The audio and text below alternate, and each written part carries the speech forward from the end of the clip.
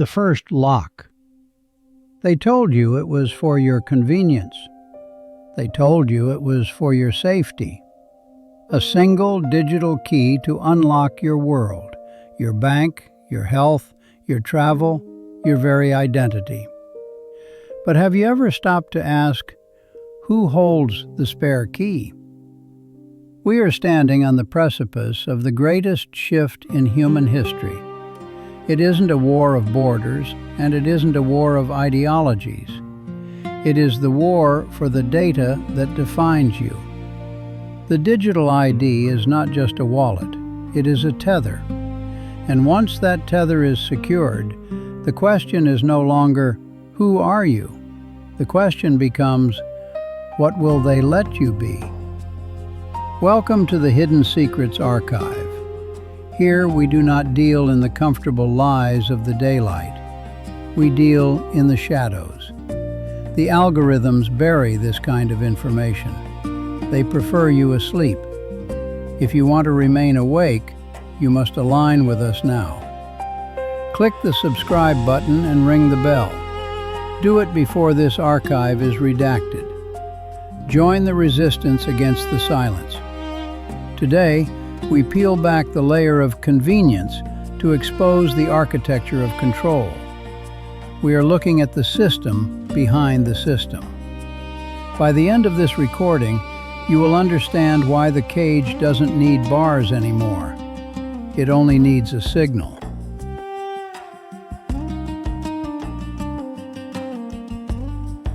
The invisible prison. To understand the trap, you must first understand the bait. It starts with the promise of a seamless life. No more lost passports, no more stolen wallets. A frictionless existence where your face opens doors and your heartbeat authorizes payments. The history of convenience.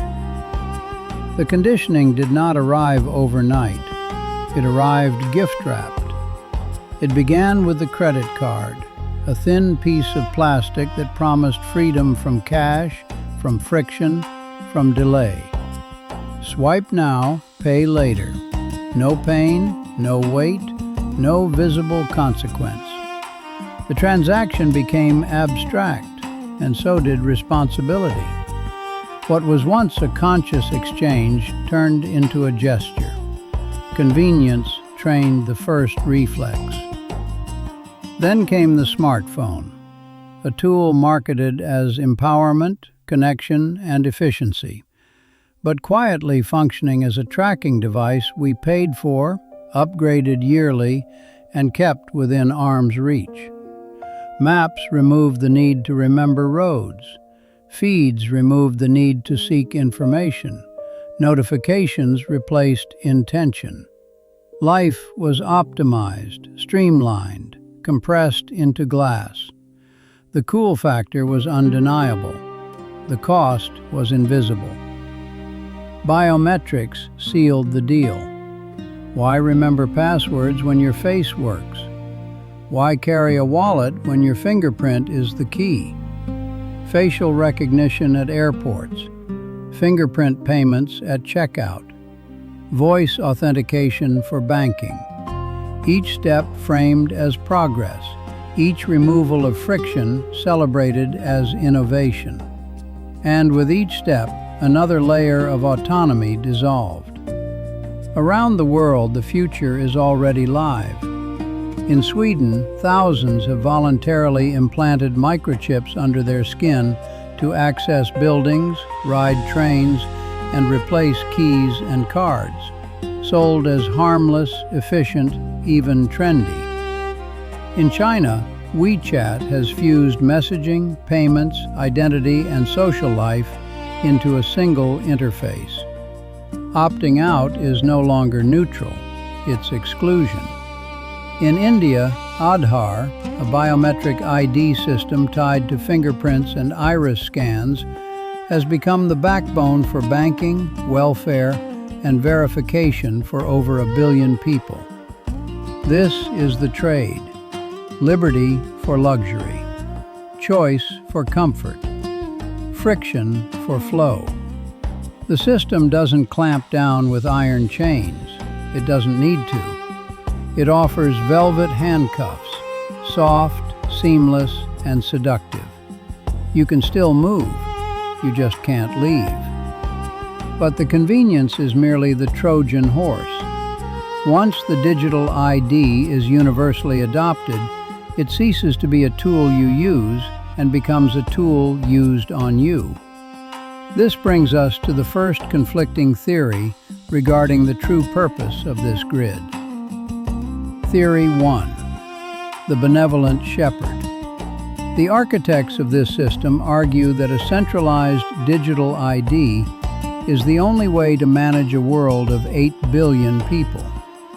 They claim it stops crime before it happens, distributes resources perfectly, and creates a utopia of efficiency. But then there is Theory 2, the digital panopticon. In this version of reality, the ID is not about identification. It is about permission. If your ID is connected to your bank account, your medical records, and your internet history, what happens when the system decides you have violated a rule that didn't exist yesterday? Pause for a moment. Look at the device in your hand. Is it a tool or is it a tracker? I want you to go to the comments section right now. Type "shepherd" if you believe this is for our safety. Type "prison" if you believe it is for control. Let the record show where you stand before the censorship begins.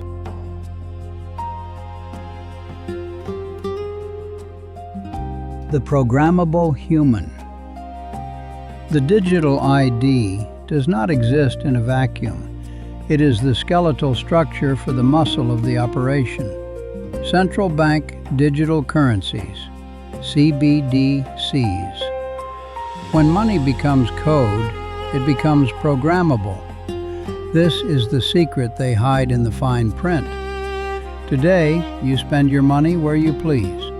But in the system behind the system, money can have an expiration date. It can have geographical limits. It can be turned off if your carbon footprint is too high or your social score too low. The scenario of restriction. The day begins like any other. Soft light through smart glass windows. A polite chime from the wall terminal reminding him to hydrate, to breathe, to comply. He doesn't think of it as compliance, not yet. At the grocery store, the air smells faintly of disinfectant and synthetic citrus. Shelves are full, immaculate. He reaches for a pack of beef, real beef, shrink-wrapped, priced higher than it used to be, but still there, still possible. He places it on the scanner. Beep. The screen flashes amber.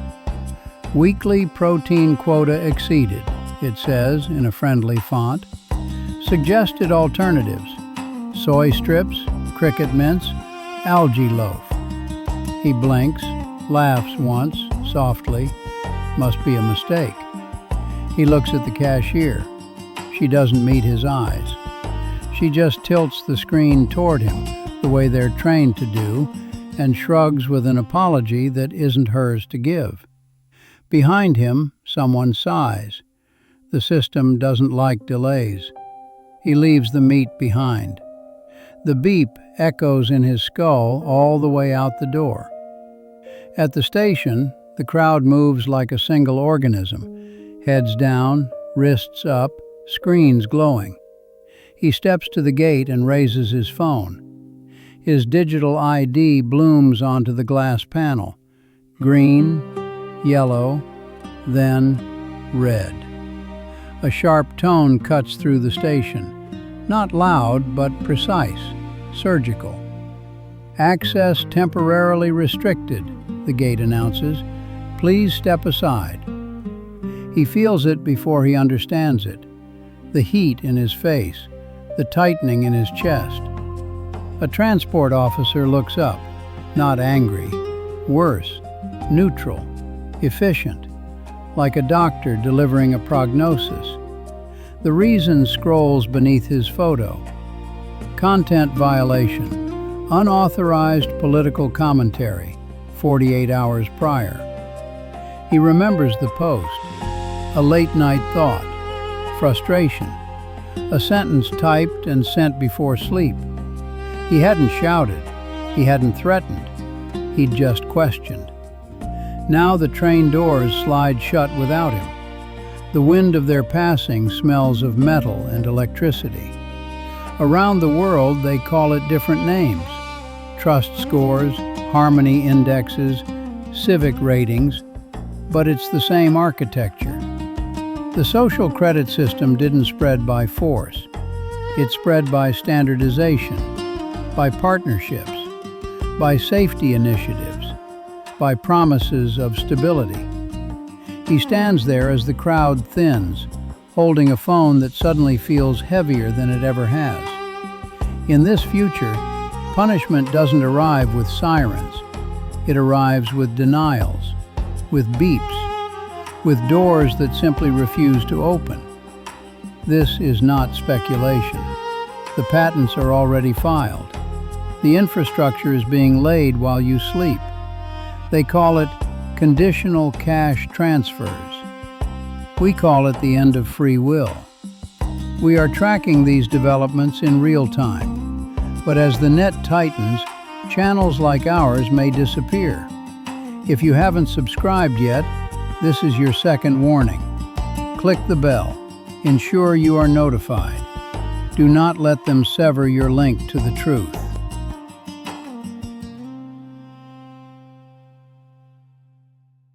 The ancient echo. To understand where we are going, we must look at where we have been. There is a reason this system feels familiar. Some researchers within the archive believe that the digital ID is not a new invention, but an ancient concept reborn. Throughout history, empires have sought the mark of ownership.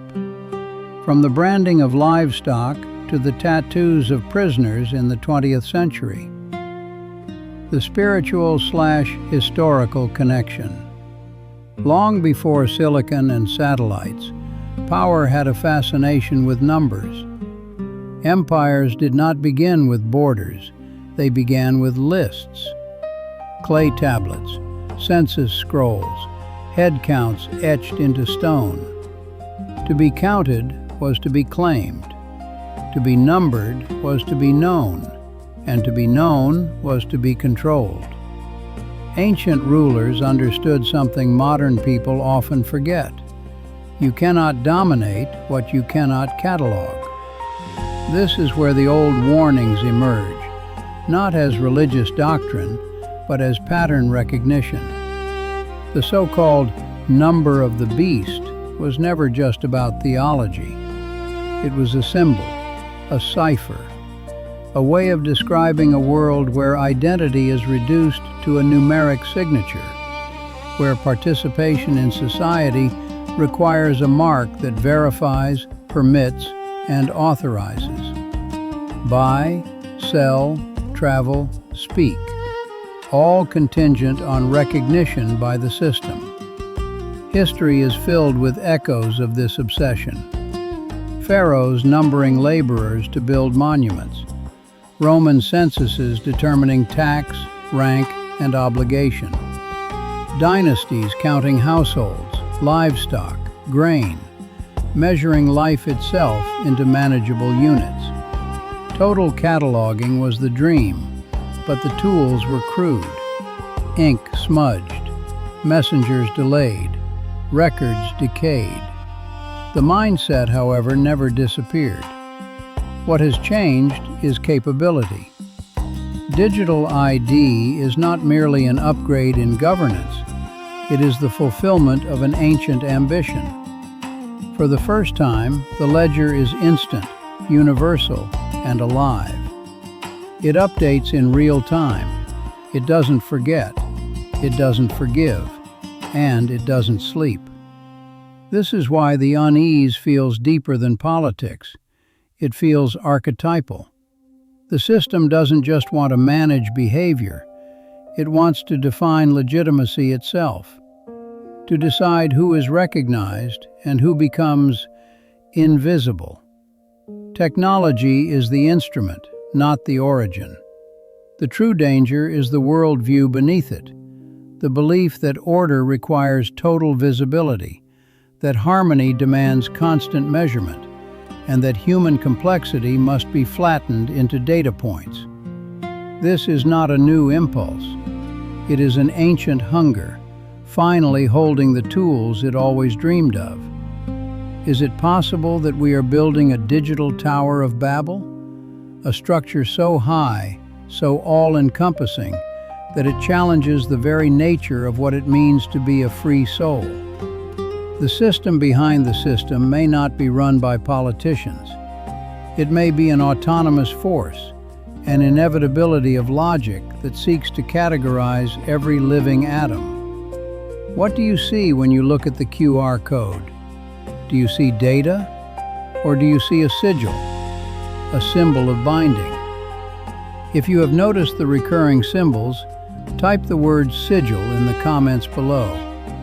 Let's see how many of you are paying attention to the semiotics of control.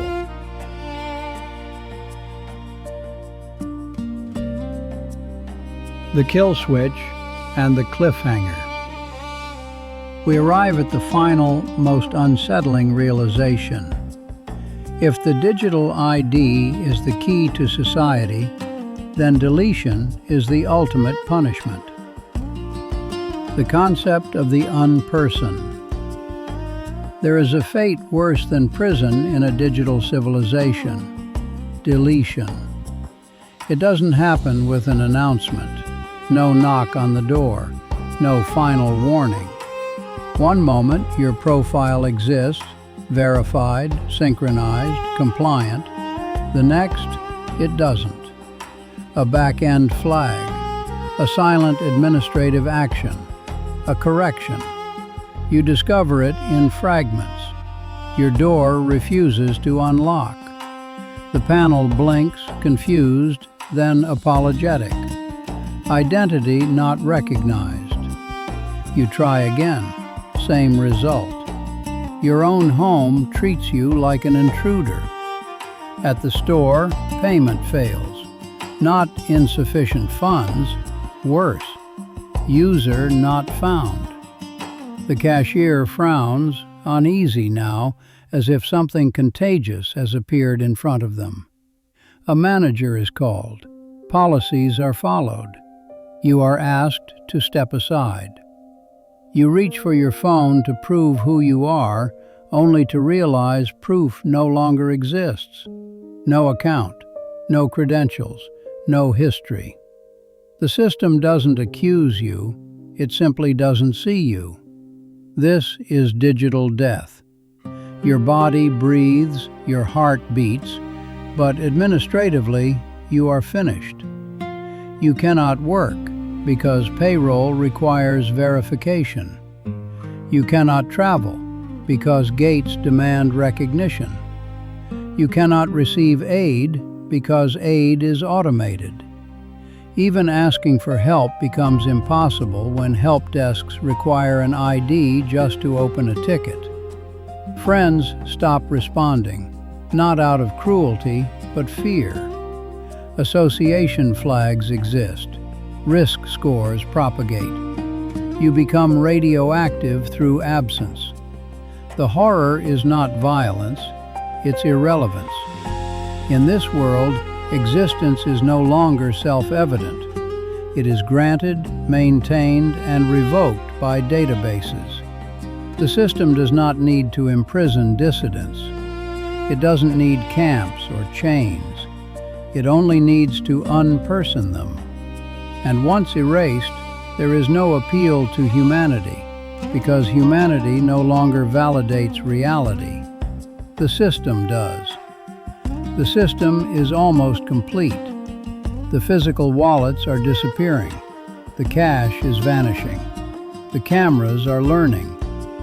There is a theory that the system behind the system is waiting for a trigger event. A crisis that mandates, the immediate adoption of this grid for recovery. When that day comes, you will be offered a choice: the starvation of freedom or the fullness of the cage. We cannot stop the tide. We can only learn to swim. But this leaves us with the most dangerous question of all, one that I want you to answer. If the day comes when you must accept the ID to feed your family, will you take the mark, or will you become a ghost? Debate it in the comments, but choose your words carefully. The archive is watching.